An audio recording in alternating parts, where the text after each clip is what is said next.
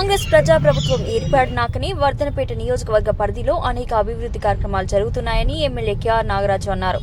Greater Warangal 1వ డివిజన్లో సుమారు 1.95 కోట్ల రూపాయలతో పలు అభివృద్ధి పనులను నగర మేయర్ గుండు సుధారాణి, స్థానిక కార్పొరేటర్ అరుణతో కలిసి శంకుస్థాపన చేశారు.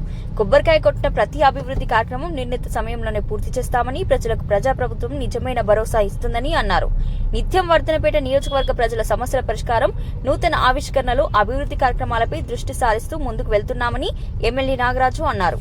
ముందస్తుగానే అన్ని ప్లేస్లకు ఎక్కడైతే డ్రైనేజ్ సిస్టమ్లో ప్రాబ్లం ఉన్నదో అక్కడికి ప్రొక్లైన్ 3 days పంపించి వాళ్ళ యొక్క వీలుగా ఎక్కడ డ్రైన్ వాటర్ నిలవకుండా మేయర్ గారు తర్వాత కలిసి